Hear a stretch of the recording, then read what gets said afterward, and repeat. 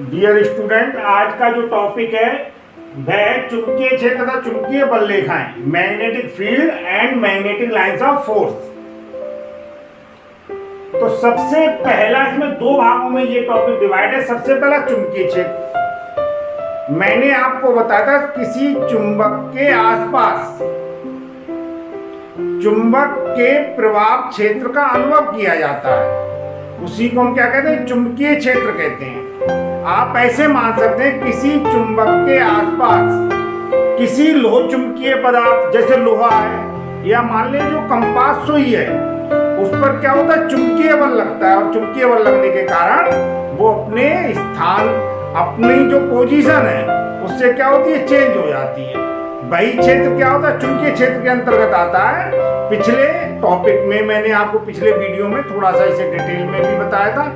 अब आप देखिए, किसी क्षण चुंबक, बार मैग्नेट कहते हैं, बार मैग्नेट के पास हम किसी बिंदु पर अगर कंपास सुई रखें तो कंपास सुई रखने पर वो एक निश्चित दिशा में जाकर ठहर जाती है। निश्चित दिशा में जाकर ठहरने का मतलब है उस पर कोई ना कोई बल लग रहा है, यानी उस पर चुंबकीय बल लग रहा है। हम कह सकते हैं यह चुंबकीय क्षेत्र में होने के कारण एक निश्चित दिशा में जाकर ठहरती है।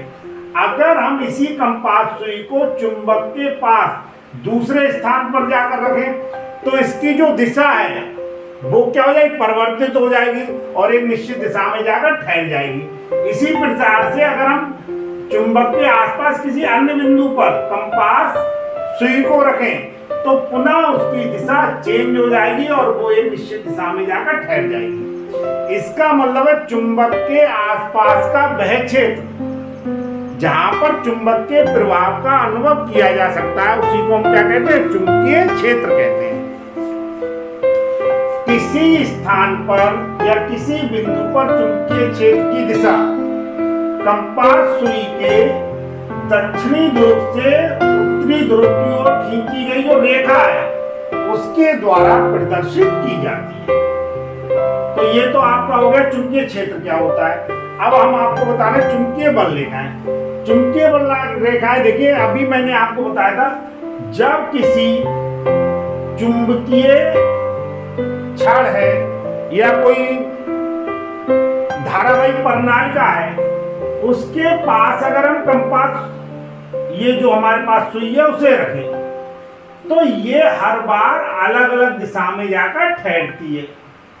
अगर हम प्रत्येक बिंदु पर कंपास सुई की दिशा के लिए एक वक्रीय लाइन के द्वारा, एक रेखा के द्वारा मिला दिया जाए तो ये जो लाइन बनती है, रेखा बनती है, वो कैसी बनती है? वक्रीय रेखा बनती है।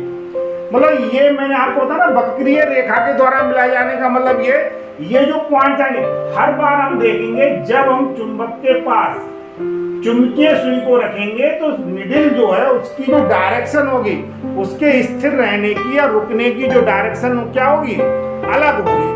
और जैसे जैसे हम चुंबक के पास उसे अन्य बिंदुओं पर रखेंगे उसके अंदर जो कंपास सुई है उसकी डायरेक्शन लगातार परिवर्तित होती जाएगी। और यदि जितनी मैंने आपको बताया जो पोजीशंस आई है, जो स्थिति आई है, उन स्थितियों को अगर हम एक लाइन के द्वारा मिला दें, एक रेखा के द्वारा मिला दें, तो ये जो रेखा कंप्लीट होके बनती है वो कैसी बनती है? वक्रीय रेखा बनती है।